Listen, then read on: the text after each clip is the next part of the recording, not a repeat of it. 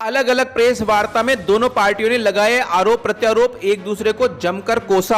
आज एक तरफ भाजपा ने एक निजी होटल में प्रेस वार्ता रखी, जिसमें भाजपा जिलाध्यक्ष लादूलाल तेली, नगर परिषद उपसभापति रामनाथ योगी, प्रदेश सह मीडिया प्रभारी नीरज जैन, जिला प्रवक्ता कैलाश सोनी, मीडिया प्रभारी महावीर समदानी, गदराज सिंह हाथीपुरा सहित कई पदाधिकारियों की मौजूदगी में राजस्थान के वरिष्ठ नेता उपनेता प्रतिपक्ष राजेंद्र राठौड़ ने कहा कि राजस्थान में आधी उम्र पूरी कर चुकी कांग्रेस नाम की सरकार है, काम की नहीं। ये तो केवल बाड़ाबंदी की सरकार है। चिकित्सा मंत्री रघु शर्मा राजस्थान की जनता की चिंता नहीं करके कांग्रेस की सेहत की चिंता कर रहे हैं। भीलवाड़ा जिला अपराधों के कारण सुर्खियों में है। राजस्थान में महिलाएं, एससी, एसटी, पुजारी सहित विभिन्न वर्ग पर अत्याचार लगातार बढ़ रहा है। यहाँ कोई भी सुरक्षित नहीं है और सरकार के 28 महीनों के कार्यकाल की समीक्षा करें तो कांग्रेस सरकार हर दृष्टि से फेल है।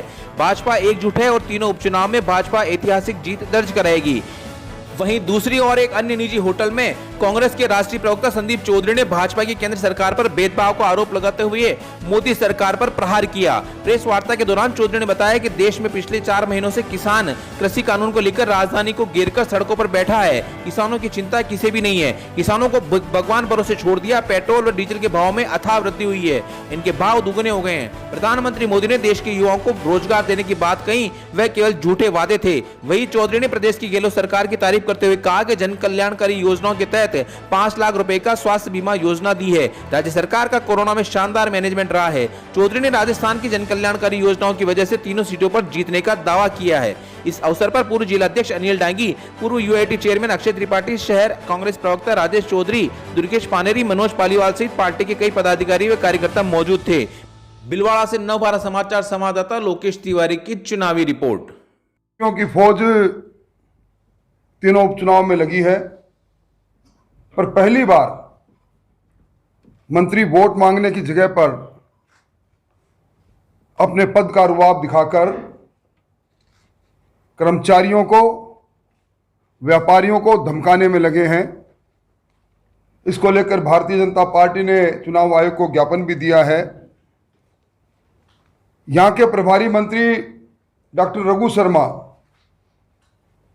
जहां उपचुनाव में व्यस्त है, वहीं राजस्थान अब दोबारा कोरोना में पस्त हो गया। आज राजस्थान में एक्टिव केस 33,000 के आंकड़े को पार कर रहे हैं और जो संक्रमण की दर है वह भी देश में दूसरे स्थान पर 22% के लगभग है। ऐसे में मंत्री जी राजस्थान के सेहत का, राजस्थान के आम आवाम के सेहत की चिंता नहीं करते हुए कांग्रेस की सेहत की चिंता में लगे हैं। राजस्थान के शिक्षा मंत्री जी ने जिस प्रकार का व्यवहार शिक्षक संघों के प्रतिनिधियों से किया, नाथी का बाड़ा, अगर उन्हें मालूम होता कि नाथी का इतिहास क्या है तो शायद वो नहीं कहते, क्योंकि नाथी जरूरतमंदों के काम में आने वाली भागेसर गांव पाली जिले की रहने वाली वो महिला थी जो पालीवाल गोत्र की थी। बाल विधवा होने के पश्चात उसने अपने इलाके के अंदर जो भी उससे मदद मांगने आता था खुले हाथ से मदद करती थी। तो नाथी का बाड़ा तो उनका घर हो ही नहीं सकता। और अब उन्होंने मेरे एक बयान को, जो सुजानगढ़ में एक नुक्कड़ सभा के अंदर एनएसयूआई के कार्यकर्ताओं द्वारा हुड़दंग करने पर मैंने कहा था खाला जी का बाड़ा नहीं, खाला मौसी को कहते हैं और मौसी के घर पर बच्चे उछल कूद करते रहते हैं, इसलिए मैंने समझाइश की दृष्टि से कहा था। और नाथी का बाड़ा मेरे लिए तो गौरव की बात है। मैं कई वर्षों से राजनीति में हूँ और सुबह पहले उठकर लोगों के समस्या के समाधान के लिए लगते हैं। भारतीय जनता पार्टी का कार्यकर्ता का हर घर नाथी का बाड़ा है, शिक्षा मंत्री जी का नहीं।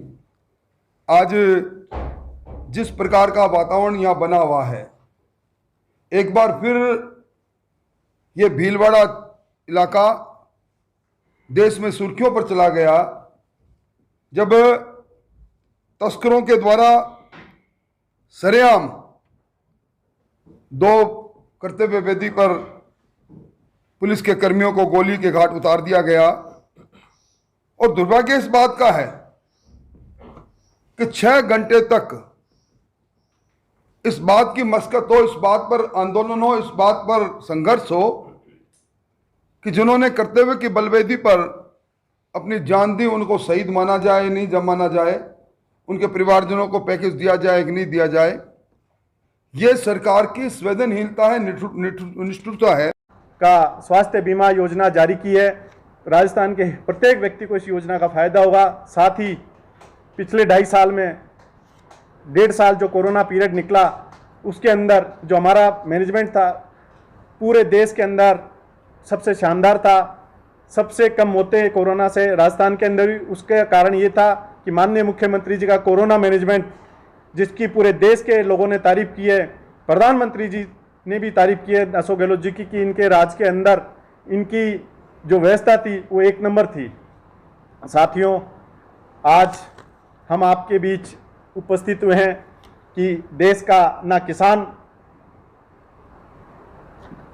पीड़ित है, बल्कि देश का युवा भी इस भारतीय जनता पार्टी की सरकार से पीड़ित है, देश का व्यापारी पीड़ित है। आज देश के अंदर भय का वातावरण बनाया हुआ है।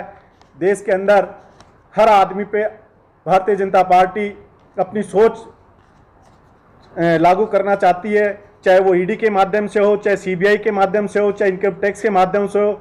आपने यहाँ देखा ही होगा पितलिया जी के साथ जो इन्होंने सरकारी एजेंसी का दुरुपयोग करके किस प्रकार से कर्नाटक में उनके व्यापार पे अटैक करके उनका नामांकन वापस करवाया, वो सब आपके सामने है।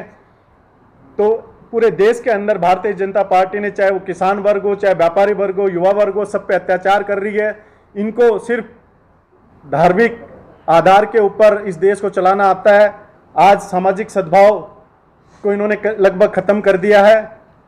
साथ ही मैं बताना चाहूँगा कि राजस्थान के अंदर सुजानगढ़, राजसमंद और साड़ा सीट पे जो 17 तारीख को चुनाव है, राजस्थान के मुख्यमंत्री माननीय अशोक गहलोत जी की जन कल्याणकारी नीतियों की वजह से तीनों ही सीट हम अच्छे बहुमत से जीतने जा रहे हैं।